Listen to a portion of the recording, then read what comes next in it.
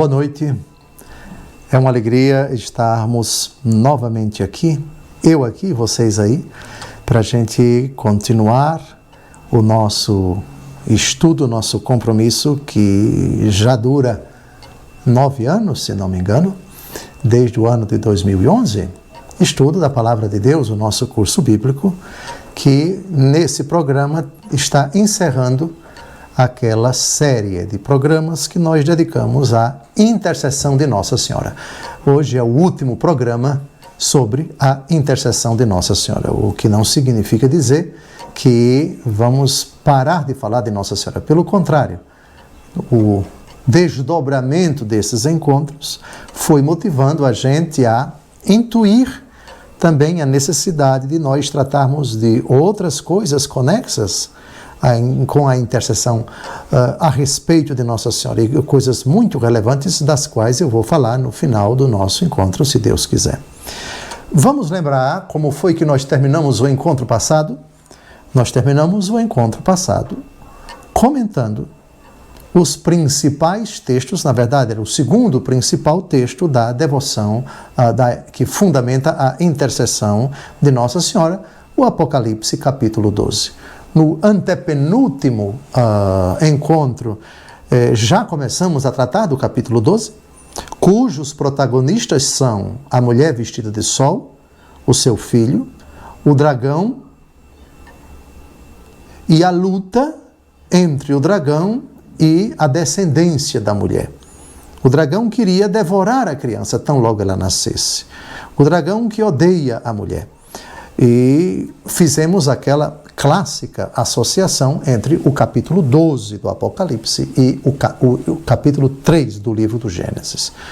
Esses dois capítulos, um do começo da Bíblia e um do fim da Bíblia, narram esta luta que só vai acabar no fim dos tempos. Porém, inimizade entre ti e a mulher, entre a tua descendência e a dela, tu, é Deus falando para a serpente, lhe ferirás o calcanhar, enquanto ela esmagará a tua cabeça.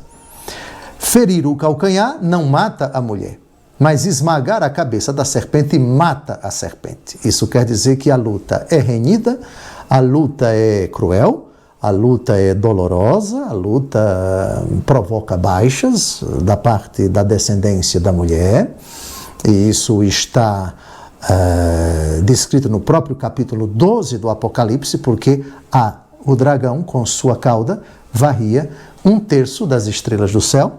As estrelas do céu são quem? São os cristãos. Brilhe a vossa luz diante dos homens, para que, vendo vossas boas obras, glorifiquem o Pai que está nos céus. E eles já pertencem ao céu, são cidadãos do céu. Vós estáis mortos e a vossa vida está escondida com Cristo em Deus, diz Colossenses capítulo 3, e varrer essas estrelas do céu significa levar para o inferno as almas que antes pertenciam a Cristo. 1/3 não é a maioria. 1/3 não é nem a metade. 1/3 é uma parte considerável, mas não é maioria, não é a metade. E lógico que, pelo fato de o livro do Apocalipse ser um livro cheio de enigmas, numa linguagem figurada, cheio de símbolos, nós não podemos absolutizar e dizer que 1/3 das estrelas do céu significa que 1/3 de todos os homens é que vai para o inferno. Isso não é uma afirmação que se possa sustentar com clareza, com segurança.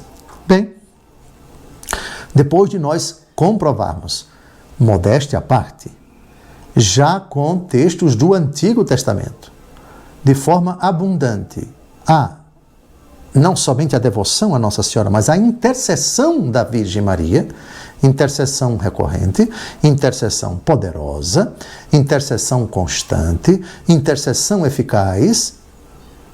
Hoje, com abundantes textos da Bíblia, hoje o nosso arremate vai ser sobre alguns títulos que nós tributamos a Nossa Senhora com a Santa Igreja, títulos que têm uma relação com a eficácia das preces dela. Que são muitos, por favor. Pensemos, por exemplo, em tantas orações, a Salve Rainha, a ladainha de Nossa Senhora, o ofício de Nossa Senhora e tantas litânias, tantas orações, tantas jaculatórias que são elevadas à Santíssima Virgem Maria, com tantos títulos e tão bonitos, mas alguns títulos eu escolhi para que a gente refletisse nesse último encontro não sobre Nossa Senhora, mas sobre a intercessão de Nossa Senhora. E que títulos são esses? Nós, católicos, sempre professamos que Nossa Senhora é a onipotência suplicante. Ou seja, ela está suplicando a Deus, como sempre suplicou durante a vida pública do seu Filho Jesus, junto ao seu Filho Jesus. No céu, ela continua a suplicar junto a Jesus. E a sua súplica, ela é onipotente. Bem, alguns dizem que os católicos exageram ao atribuir à Santíssima Virgem Maria um título que é exclusivo de Deus Todo-Poderoso. Creio em Deus Pai Todo-Poderoso. É o único ser que, absolutamente falando, é todo-poderoso. Então, se só Deus é todo-poderoso, por que dizer que Maria Santíssima é onipotência suplicante? Onipotência é quem pode tudo. Não é um exagero isso? Vamos responder a pergunta. Na Salve Rainha, e aliás, os títulos da Salve Rainha, nós vamos estudá-los um por um, a partir já do próximo encontro, para provar biblicamente. Salve Rainha. Rainha, onde está na Bíblia que a Santíssima Virgem é Rainha? O quinto mistério glorioso do terço diz, no quinto mistério, contemplamos a coroação da Santíssima Virgem Maria como Rainha do céu e da terra. Tem fundamentação o título Maria Rainha, Nossa Senhora Rainha, é o dia 22 de agosto, que nós celebramos essa grande festa, essa memória. Vamos provar na Bíblia. Depois, Mãe de Misericórdia. Misericórdia não é só Jesus, como é que ela pode ser Mãe de Misericórdia? Vida, doçura. Esperança nossa. Esperança nossa? Mas a nossa única esperança não está em Jesus? A vós bradamos, gemendo e chorando nesse vale de lágrimas. Advogada nossa, como fundamentar na Bíblia? A vós suplicamos, enfim, e depois deste desterro mostrai-nos Jesus, bendito o fruto do vosso ventre, ó clemente. Mas não é só Deus que é clemente, piedosa. Não é somente Deus que é piedoso? Ó doce sempre Virgem Maria, por que Maria é doce? E a virgindade perpétua dela, onde está? Rogai por nós, Santa Mãe de Deus. Isso tem fundamento bíblico, etc. Depois, a gente vai investigar o fundamento bíblico de todos os títulos de Nossa Senhora na ladainha. Sim, Senhor. Depois, vamos analisar o conteúdo teológico, a fundamentação bíblica das principais solenidades, festas e memórias ao longo do ano litúrgico em honra de Nossa Senhora. Mãe de Deus, Imaculada Conceição, Assunção de Nossa Senhora, que hoje, atenção, estamos no dia 15 de agosto e vamos celebrar aqui no Brasil amanhã. Eu não sei quando esse vídeo vai ser publicado, mas quem o assistir saiba. Eu gravamos esse vídeo na véspera da Assunção de Nossa Senhora. Aliás, são 6 horas exatamente e nós já estamos liturgicamente no pôr do sol do sábado, já é canonicamente, juridicamente, liturgicamente o dia do Senhor, domingo. Pois bem, e depois, medianeira, mas o único mediador entre Deus e os homens, diz o apóstolo Paulo, na 1 Timóteo, capítulo 2, versículo 5, não é Jesus Cristo? Tem cabimento chamar a Santíssima Virgem Maria de medianeira? E mais, medianeira de todas as graças? Não é um pouco de exagero? Todas essas perguntas vão ser respondidas nos próximos programas. Mas já vamos dar alguns algumas pinceladas no encontro atual, esse nosso encontro agora. Então, esse é o arremate de 14 programas dedicados à intercessão de Nossa Senhora. Muito bem. A primeira coisa que a gente precisa explicar é Filipenses capítulo 4, versículo 13. Eu repito, isso para nós provarmos, Maria é onipotência suplicante. Isto é, se você se dirigir a ela e formular pedidos convenientes ao filho dela, ela pode tudo junto a Jesus, porque a súplica dela é mais que poderosa, é todo-poderosa, é onipotente. Olhe bem nos meus olhos, você internauta, e diga: o senhor não está exagerando, Dom José? Eu respondo: não estou exagerando. E agora já vou provar para você. E provo para você que não apenas ela, mas todos os que oram a Deus, desde que com as devidas disposições e fazendo os pedidos convenientes, podem tudo. Inclusive você pode, se você quiser, ser onipotência suplicante. Está assustado? Ótimo, fiquei feliz por isso, porque agora nós vamos ver na Bíblia o primeiro fundamento para afirmar que tudo aquilo que a Santíssima Virgem pede a Deus, ela consegue. Por isso, propriamente, ela é onipotência suplicante. Primeiro com relação ao poder, e depois com relação ao poder de pedir, ou ao pedido poderoso que Nossa Senhora tem. Filipenses, capítulo 4, versículo 13. A frase, ela é muito simples. Tudo posso naquele que me conforta. Ora, se eu posso tudo, eu sou onipotente. Sim ou não? Quem é que pode tudo? Quem é onipotente? Qual é o sinônimo de onipotente? Omnium ou omnia. Tudo, tudo. Potens, potentes. Potente, que tem poder. Onipotente, aquele que pode todas as coisas, aquele que pode tudo. E São Paulo diz: tudo posso. Mas tem um diferencial: naquele que me conforta. O poder que eu tenho não é meu, é dele. 1 Coríntios, capítulo 4, versículo 7, um texto que, para mim, é caríssimo. 1 Coríntios, capítulo 4, versículo 7. O que há de superior em ti? Que é que possuís que não tenhas recebido? Que é que possuís que não tenhas recebido? Pegue esse texto e junte com tudo posso. Se eu posso tudo e recebi tudo de Deus, o poder que me torna onipotente vem de Deus. Está claro? Portanto, eu posso tudo naquele que me fortalece.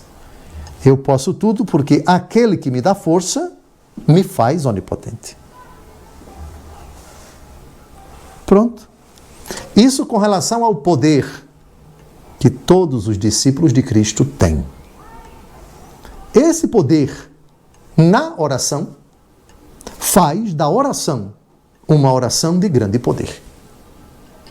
Tiago, capítulo 5, versículo 16. A oração do justo tem grande eficácia. Ou outra tradução, tem grande poder. Ora, percebe-se assim com Filipenses 4:13 e Tiago 5:16 que o título onipotência suplicante se aplica a todos os cristãos que oram, com as devidas disposições e formulando os pedidos convenientes. Ora, se todos têm esse poder tremendo, com muito mais razão aquela que não conheceu o pecado. Trata-se, portanto, de uma onipotência suplicante insigne, ou seja, eminente, destacadíssima, superiosíssima, ou superiora ao extremo. A oração onipotente da Mãe de Deus, daquela que pela primeira vez durante a vida pública de Jesus se dirigiu a ele para formular um pedido. Ninguém formulou um pedido antes de Nossa Senhora durante a vida pública dele. E ele quis que fosse ela como paradigma, como modelo, como sinal e também como profecia. Profecia, o gesto que a senhora está fazendo aqui vai ser inserido naquilo que a senhora disse lá nas montanhas de Ain Karim. O poderoso fez em mim maravilhas. Santo é o seu nome. O Senhor fez grandes coisas em mim. O poderoso fez maravilhas e doravante todas as gerações me proclamarão bem-aventurada. Eu acho que eu mastiguei demais a comida dura e ficou bem molinha, bem palatável, bem saborosa, bem fácil de ser digerida no nosso coração, a fundamentação bíblica para chamarmos Nossa Senhora aquela que pode tudo quando reza. Ficou claro? Muito bem. Agora, já antecipando um pouquinho, como eu prometi, e vejam que nós vamos explicar a Salve Rainha, a fundamentação bíblica de cada palavra da Salve Rainha com esse livro. As Glórias de Maria. Quem escreveu? Um bispo, fundador dos Redentoristas, a Congregação do Santíssimo Redentor, doutor da Igreja, Santo Afonso Maria de Ligório. Esse livro tem em PDF, na internet, em língua portuguesa, foi publicado pela editora Santuário, que é dos Redentoristas, a sede da editora é em Aparecida, lá onde está o Santuário Nacional da Santíssima Mãe de Deus, Aparecida. Então, o nosso guia vai ser Santo Afonso, que com maestria, perfeição, disseca, por assim dizer, explica e fundamenta na Escritura e nos padres da Igreja cada palavra da Salve Rainha. Mas eu antecipo aqui Esperança Nossa, somente Esperança Nossa Salve. Por quê? Porque é um título que é muito contestado, chamar a Santíssima Virgem no mundo protestante, que com raríssimas exceções não se dirige a Nossa Senhora com a devida reverência e não nutre por ela devoção, eu repito, salvo raríssimos casos, e não é nem aqui no Brasil, é na Europa, os chamados luteranos tradicionais e alguns pouquíssimos calvinistas, enfim, mas tirando esses, o mundo protestante não chama Nossa Senhora de Esperança Nossa. E eles alegam 2 textos do Novo Testamento para dizer, olha, esse título, Esperança Nossa, é um título que só se aplica a Deus. Só Deus é nossa esperança. Nós só esperamos nele. O objeto da nossa esperança é somente Deus Todo-Poderoso, o Pai, o Filho e o Espírito Santo, e ponto final. E nenhuma outra criatura pode ostentar esse título. E quando vocês, católicos, atribuem a Maria, eles não chamam no máximo Virgem Maria, a Maria, vocês estão querendo endeusá-la como se ela fosse o próprio Deus. E só Deus é nossa esperança. Nós só esperamos nele. Vamos analisar os textos que eles citam São dois textos da primeira carta de São Paulo a Timóteo, capítulo 1, versículo 1, e 1 Timóteo, capítulo 4, versículo 10. Vamos ver o que é que está escrito nesses dois versículos. 1 Timóteo, capítulo 1, versículo 1. Paulo, apóstolo de Jesus Cristo por ordem de Deus, nosso Salvador, e de Jesus Cristo, nossa esperança. Jesus Cristo, nossa esperança. A Timóteo, versículo 2, a Timóteo, meu verdadeiro filho na fé, graça, misericórdia, parte e paz da parte de Deus Pai e de Jesus Cristo, nosso Senhor.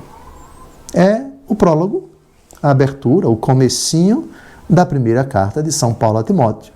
E aqui, é claro, apóstolo de Jesus Cristo por ordem de Deus, nosso Salvador, e de Jesus Cristo, nossa esperança. Aí dizem eles. Está vendo? Quem é nossa esperança? Quem é a esperança nossa? É Jesus. Então vocês católicos estão errados. Ô, sapo podre triste. Quantas vezes eu tenho que escutar uma coisa dessa, rapaz? Homem, pelo amor de Deus, está certo que Jesus Cristo é nossa esperança. Mas leia a Bíblia toda. Não, isso aqui basta. Não basta. Um versículo só não basta, meu irmão. Pelo amor de Deus. Vamos a outro versículo. 1 Timóteo, capítulo 4, versículo 10. Vamos começar a partir do versículo 9. 1 Timóteo 4, de 9 a 10. Eis uma verdade absolutamente certa e digna de fé. Se nos afadigamos e sofremos ultrajes, é porque pusemos a nossa esperança em Deus vivo, que é o Salvador de todos os homens, sobretudo dos fiéis. O texto não deixa dúvidas. Pusemos a nossa esperança em Deus vivo. A nossa esperança é no Deus vivo. Aí de novo eles dizem, tá vendo? Agora não é somente um versículo não, são dois. Dois versículos que provam que só Deus é nossa esperança. E vocês, católicos romanos, dizem na Salve Rainha, vida, doçura, esperança, nossa salve. Tá vendo que nós temos razão? Tem razão coisa nenhuma, rapaz. Espere. Você pensa que a gente é besta? Você pensa que a Igreja Católica tem 2000 anos de história? 2000 anos. Vai fazer alguma afirmação em alguma oração sem fundamentação bíblica? Ah, mas não tem nenhum versículo que diga que alguém fora de Deus é nossa esperança. Ui, aí complicou. Você tem certeza? Você tem certeza que só Deus é nossa esperança? Você já leu direito a Bíblia para dizer com segurança uma barbaridade dessa? Pois agora vou mostrar para você, talvez pela primeira vez na vida, porque nós evangélicos lemos a Bíblia toda. Vocês talvez só leem de pedacinho. Vamos ao texto. 1 aos Tessalonicenses 2, de 17 a 20. Nós, irmãos, separados de vós por algum tempo,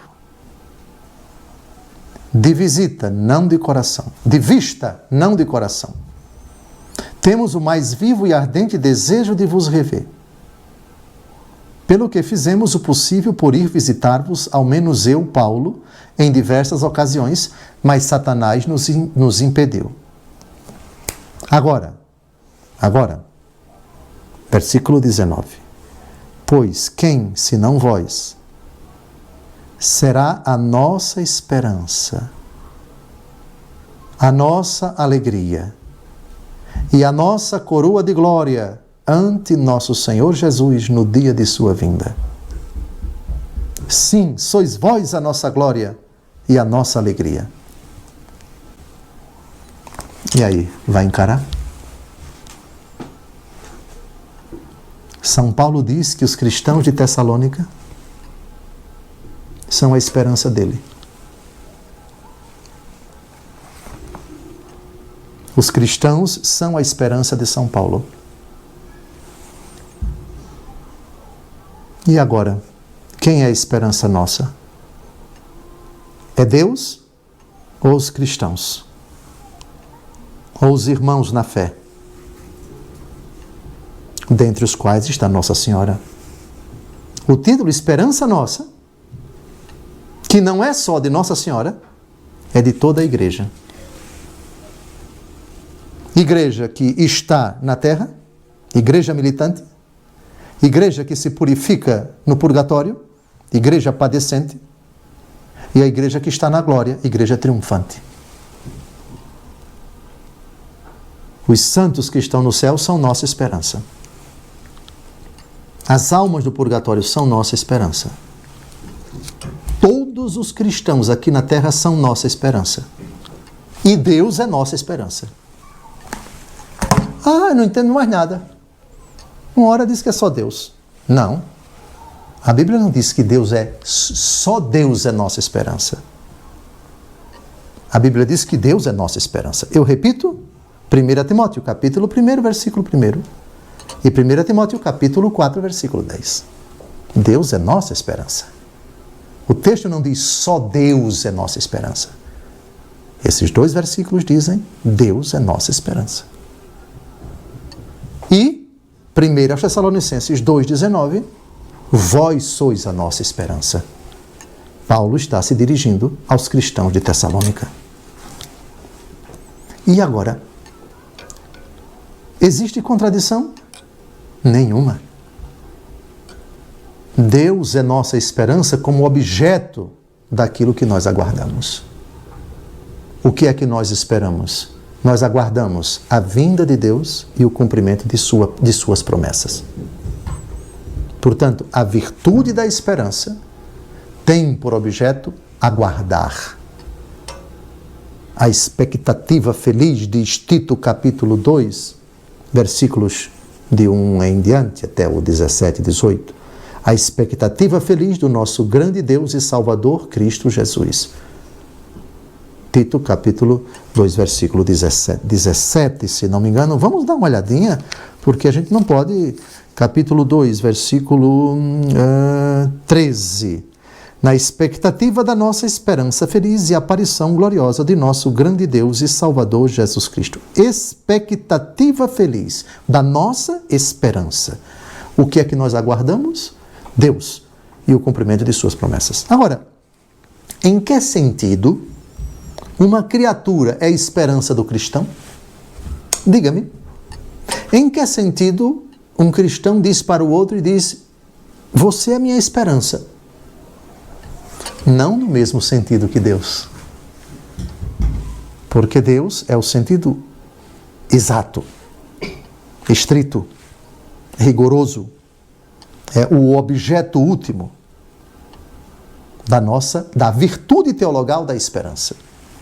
Já as outras criaturas, nós nos dirigimos a elas, confiando que elas também participem da única mediação de Cristo, rezando por nós, intercedendo por nós, agindo em nosso favor, sendo dóceis aos apelos de Deus no cumprimento de sua obra aqui na terra, favorecendo a mim, a nós, a todos. Portanto, não há contradição nenhuma. Esperança nossa, salve. 1 Tessalonicenses 2,19. Deus, vós sois a nossa esperança. 1 Timóteo, capítulo 1, versículo 1. E 1 Timóteo, capítulo 4, versículo 10. Deus é minha esperança, é nossa esperança num sentido, os santos são nossa esperança em outro sentido. Porque se eu espero que a Santíssima Virgem intervenha, se ela intervier, e ela intervém junto a Jesus, assim eu não me decepciono. Quando eu digo: Maria, eu espero que tu intercedas junto a Jesus, e espero o milagre que eu vou obter do teu filho por tua intercessão. Ficou claro aqui a questão? Então, eu espero que tu intercedas junto ao teu filho, que é a razão última da minha esperança. O objeto da minha virtude teologal, da esperança, é o teu filho Jesus, não és tu. Eu espero em Deus, Pai, Filho e Espírito Santo. Os que esperam no Senhor caminham e não se cansam, correm e não se afadigam, e são levados em asas de águia, é o último versículo do capítulo 40 do livro do profeta Isaías. Então, o objeto da virtude teologal da esperança é Deus. Num sentido derivado, porém, dado que todos nós estamos, os santos do céu, as almas do purgatório e os que estamos na terra, recorremos sempre a Jesus, nossa esperança, juntamente com o Pai e com o Espírito Santo, tributamos às criaturas o título Você é minha esperança, porque eu confio nas suas preces, que você vai recorrer com elas junto a Jesus para obter a graça de que eu necessito. Portanto, eu peço a Jesus nossa esperança e, num sentido diferente, eu confio que as suas preces vão chegar a Jesus e que suas preces poderosas vão obter de Jesus a graça que eu tanto desejo. E por isso eu chamo você, você é a minha esperança. Aliás, em linguagem coloquial entre nós, pois bem, as chances de eu conseguir um emprego são poucas, a minha única esperança é fazer agora aquele concurso, etc. Correto, perfeitamente. Não é no sentido de que, não, você não pode dizer que a única esperança é aquela chance, porque a esperança é somente Deus. Deixa de ser bobo, rapaz. Vai, pelo amor de Deus. É uma linguagem coloquial, derivada, que não pode ser interpretada no sentido estrito de virtude teologal da esperança. Deus é nossa esperança como objeto dessa virtude teologal, porque eu espero só no Senhor que Ele venha e Ele virá. Eis que venho em breve, Maranata, vem Senhor Jesus, ou Maranatá, o Senhor Jesus, vem. Mas, tirando isto, no sentido estrito, quando eu me dirijo a uma criatura e digo, reze por mim a Jesus, olha, eu confio em você, viu? Você é a minha esperança. Pronto, está explicado. Aliás, o texto de 1 aos Tessalonicenses, capítulo 2, versículo 20, diz, vós sois a nossa glória e a nossa alegria. Mas quem é a glória? Nós tributamos honra e glória a quem? A Deus. Glória ao Pai, ao Filho, ao Espírito Santo. Mas São Paulo aqui está dizendo, vós sois nossa glória. Ele está chamando uma criatura de glória. Deixa eu explicar. Porque curso bíblico é para isso mesmo. A gente tem que ter uma paciência de Jó. Quando você diz honra e glória a Deus, e você pega essa palavra glória e atribui a uma criatura, não é no mesmo sentido que você dá a Deus. Você não está divinizando a criatura. São Paulo aqui, ao dizer, vós sois a nossa glória. Claro que a glória de São Paulo é Jesus. Mas aqui, os cristãos de Tessalônica são a glória de São Paulo. Em que sentido? Mas é simples. Mateus capítulo 5, versículo 16. Brilhe a vossa luz diante dos homens, para que vendo vossas boas obras, glorifiquem o Pai que está nos céus. Entendeu, irmão? Entendeu, irmão? Pois bem, é porque, sinceramente, a gente tem que ter muita paciência, sim. Mas, veja bem, ensinando aos evangélicos, nós evangélicos, isso não tem nenhum problema. Porque nós somos evangélicos. Se a Escritura diz, nós falamos amém. E se a Escritura com a igreja, e a igreja com a Escritura diz, nós falamos amém. Agora, o problema não é a Escritura nem os evangelhos, mas o problema é o fundamentalismo de uma pessoa que Deus tenha compaixão da humanidade, e uma parte da humanidade tão tapadinha, enfim. Vós sois, de novo, aparecendo aí na tela, 1 Tessalonicenses 2, versículo 20, sim, sois vós a nossa glória e a nossa alegria. A nossa alegria. Diga-me sinceramente, quem é a alegria da nossa vida, no sentido estrito? É Deus. Mas em que sentido você diz que uma criatura humana é a nossa alegria? Porque ela é instrumento de Deus, porque por ela eu vejo Deus, porque com ela eu convivo com Deus, porque ajudando-a eu estou ajudando a Deus, porque promovendo-a eu estou promovendo a Deus, porque nela eu vejo Deus. Quando foi que te vimos com fome e te demos de comer, com sede e te demos de beber, nu e te vestimos, preso e fomos ver-te, enfermo e fomos visitar-te? Todas as vezes que fizeste isto a um destes meus pequeninos, foi a mim que o fizestes. Então, é num sentido derivado que não pode ser aplicado no mesmo sentido que nós atribuímos a Deus. Portanto, é correto você dizer, minha família é minha glória, minha família é minha honra, minha família é o meu louvor, minha família é minha alegria, os meus amigos, a comunidade de fé, a Santa Igreja. Porque São Paulo já diz isso. Eu repito, 1 Tessalonicenses 2, versículo 19 a 20. Quem, senão vós, será a nossa esperança, a nossa alegria, a nossa coroa de glória ante nosso Senhor Jesus no dia de sua vinda? Sim, sois vós a nossa glória e a nossa alegria. Sois vós a nossa glória. Sois vós a nossa glória. Quer ler aqui, por favor, o título dessa obra que Santo Afonso atribuiu, uma das obras mais conhecidas? Glórias de Maria. Portanto, é correto dizer glória ao Pai, ao Filho e ao Espírito Santo. E é correto dizer glória a Maria. Mas em sentido diferente, hein? Sentido diferente. Eu glorifico Maria. Porque o brilho de Cristo refugia nela. Eu vivo, já não sou eu que vivo, é Cristo que vive em mim. Brilhe a vossa luz diante dos homens, para que, vendo vossas boas obras, glorifique o Pai que está nos céus. Mas a luz que brilha em Maria é a luz que procede daquele que disse, João 8, versículo 12, eu sou a luz do mundo. Quem me segue não andará nas trevas, mas terá a luz da vida. Maria Santíssima, portanto, é nossa glória. Os santos são nossa glória, são nossa alegria, são nosso júbilo, são nossa coroa. É São Paulo quem diz, 1 aos Tessalonicenses, capítulo 2, versículo 14. Bem, mas não paramos por aí, porque agora vamos tratar do título de medianeira. Medianeira é aquela que faz a mediação. Medianeira que se coloca no meio. A humanidade aqui e Jesus aqui. Não estamos falando da mediação entre Deus e os homens. Há um só mediador entre Deus e os homens, Jesus Cristo, o homem. Vamos distinguir bem aqui as coisas. Uma coisa é a mediação entre Deus Pai e os homens.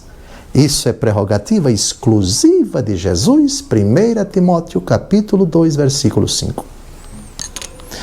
E em Cristo, junto a Cristo, qualquer um de nós é mediador entre Cristo Jesus e os demais homens. Maria Santíssima, nesse sentido, ela é medianeira. Medianeira ela é como você é. Cristão batizado, quando reza pelos outros.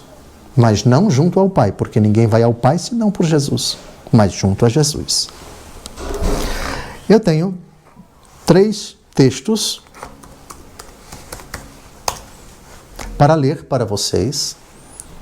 O primeiro texto é do Papa Leão XIII,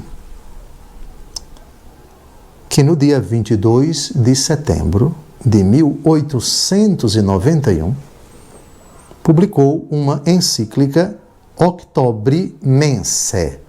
É uma expressão em latim, mês de outubro, que é o mês do Rosário, né?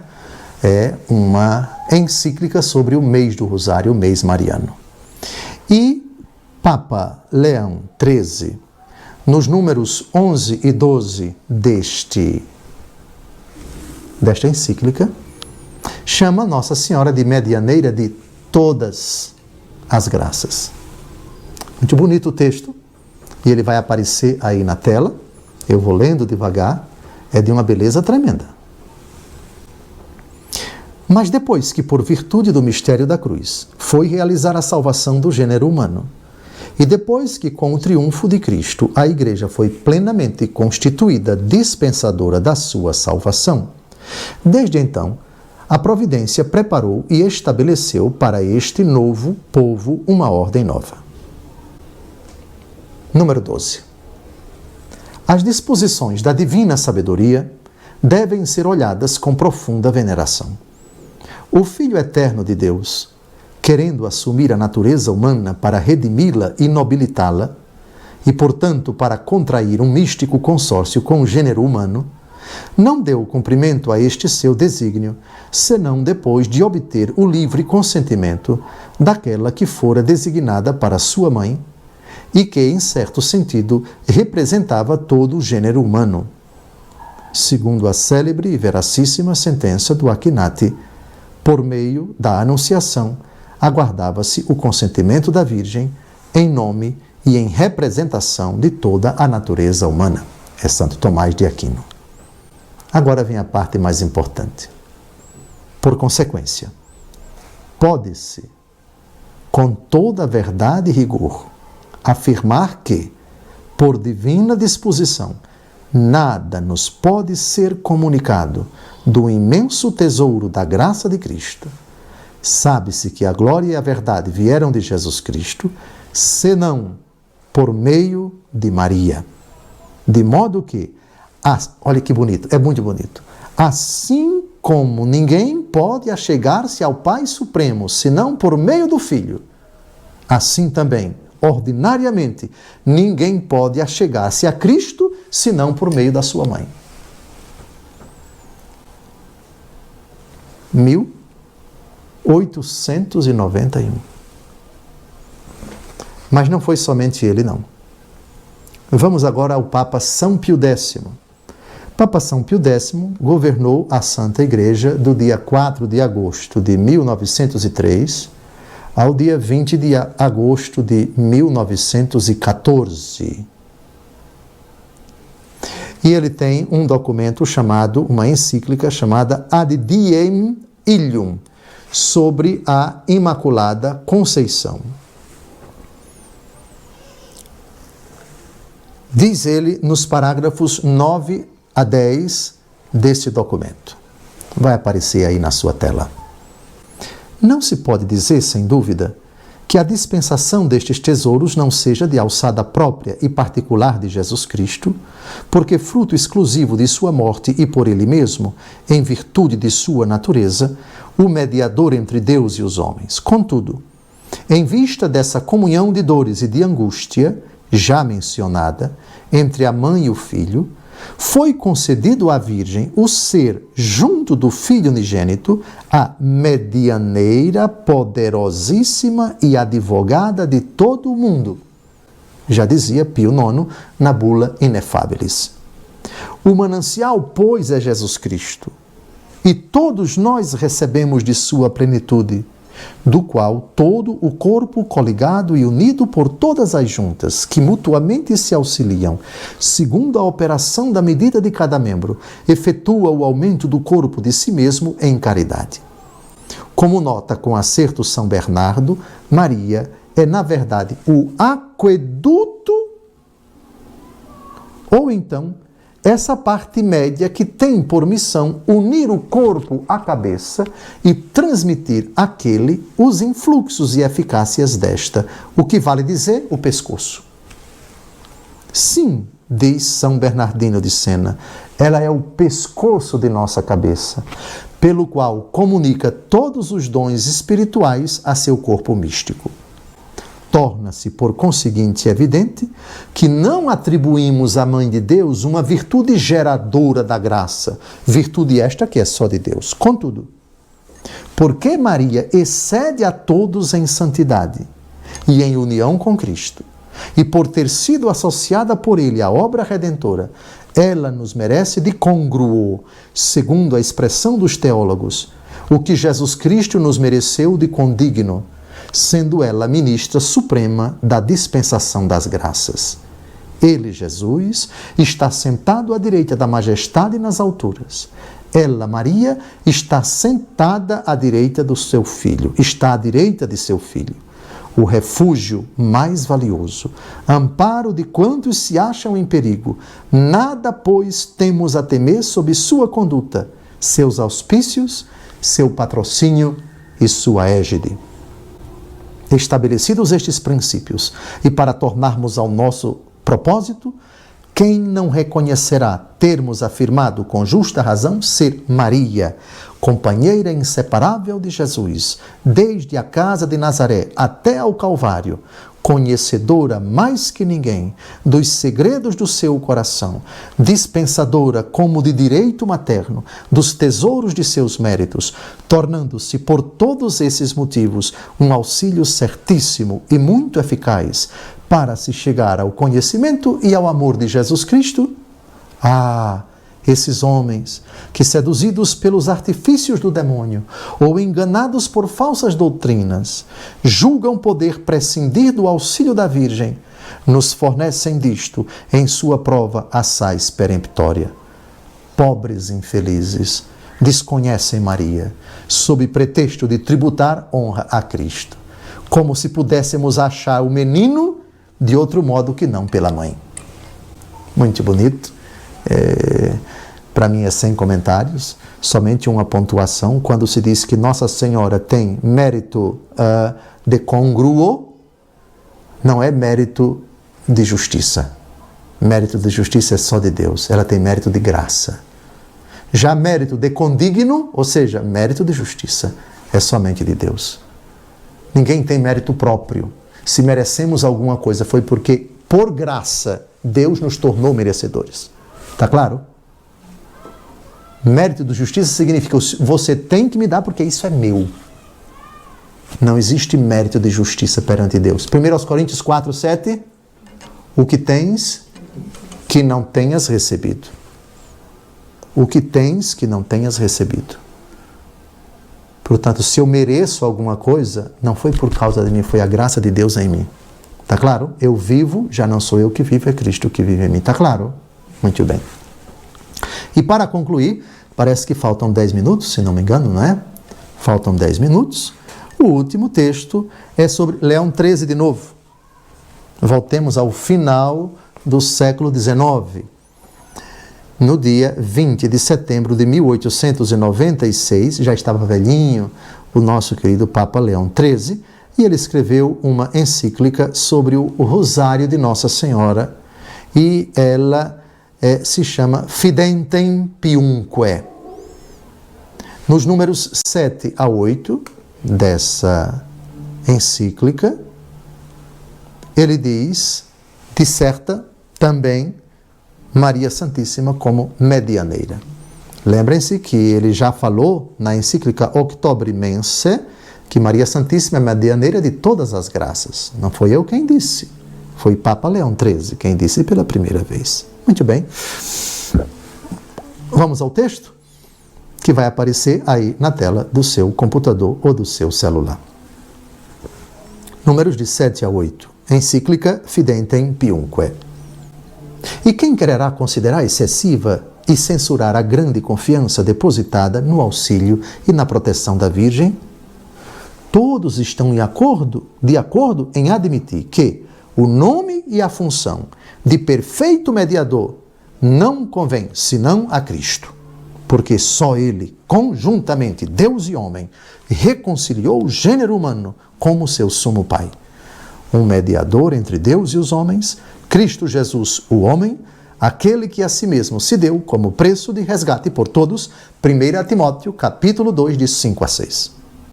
Mas se, como ensina o angélico Santo Tomás de Aquino, nada proíbe que algum outro se chame, sob certos aspectos, mediador entre Deus e os homens, quando dispositiva e ministerialmente coopera para a união do homem com Deus, como é o caso dos anjos, dos santos, dos profetas e dos sacerdotes, do Velho e do Novo Testamento, sem dúvida alguma, tal título de glória convém, em medida ainda maior, à Virgem excelsa.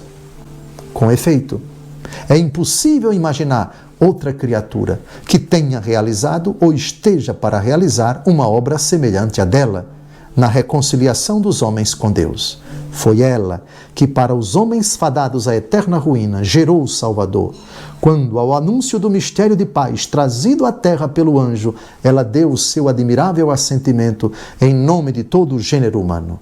Ela é aquela da qual nasceu Jesus, sua verdadeira mãe, e por isto digna e agradabilíssima, mediadora junto ao mediador. Que bonito, mediadora junto ao mediador. Mediadora entre os homens e Jesus. Jesus é o mediador entre o Pai e os homens. Porque ninguém vai ao Pai senão por Jesus. Perfeito, perfeito. Parágrafo 8º. Como estes mistérios são sucessivamente propostos, no Rosário, a meditação dos fiéis, segue-se que esta oração põe em evidência os méritos de Maria na obra da nossa reconciliação e da nossa salvação. Ninguém, assim pensamos, pode subtrair-se a uma suave emoção ao contemplar a Virgem, ou quando visita a casa de Isabel para lhe dispensar os divinos carismas, ou quando apresenta seu filho pequenino aos pastores, aos reis, a Simeão. E quem não sentirá a alma fiel quando refletir que o sangue de Cristo derramado por nós e os membros nos quais ele mostra ao Pai as feridas recebidas como penhor da nossa liberdade não são outra coisa senão carne e sangue da Virgem? E na realidade, a carne de Jesus é carne de Maria. E embora sublimada pela glória da ressurreição, todavia a natureza dessa carne permaneceu e permanece a mesma que foi tomada de Maria. Pelo menos, eu mesmo me comovo com uma coisa dessa. A fundamentação impecável dos papas. Pode, católico romano, você chamar Nossa Senhora medianeira de todas as graças. Mas não medianeira junto ao Pai. Você já sabe, 1 Timóteo 2, de 5 a 6. E não esqueça, não decore esse texto. Eu vou aí puxar na sua orelha. Eu estou brincando. Mas em termos de mediação, esse texto é fundamental. Um só mediador entre Deus e os homens, Jesus Cristo, o homem, 1 Timóteo, capítulo 2, de 5 a 6. Mas, junto a Jesus, todos somos mediadores e Maria Santíssima em grau eminente. Pronto. Concluímos o nosso estudo sobre a intercessão de Nossa Senhora e de forma solene, com 2 papas. E nos próximos encontros, nós vamos falar agora da fundamentação bíblica das solenidades marianas, das festas marianas, das memórias marianas ao longo do ano litúrgico. Depois, eu ainda vou decidir se já no próximo programa já começamos com a Salve Rainha, como eu falei, que é mastigada de forma fabulosa por Dom Santo Afonso Maria de Ligório. Aqui está a fotografia dele, fundador da Congregação do Santíssimo Redentor, bispo e doutor da Igreja, que na sua obra Glórias de Maria disseca, comenta de forma belíssima cada título da Salve Rainha e os títulos que estão na ladainha de Nossa Senhora. Desejo a você que ame cada vez mais Nossa Senhora e recorra a ela com muita confiança, medianeira de todas as graças, onipotência suplicante, esperança nossa, bem como muitos outros títulos que vamos provar aqui. Todos os títulos que a Igreja tributa a ela têm fundamentação bíblica. Boa noite, até o próximo encontro, se Deus quiser.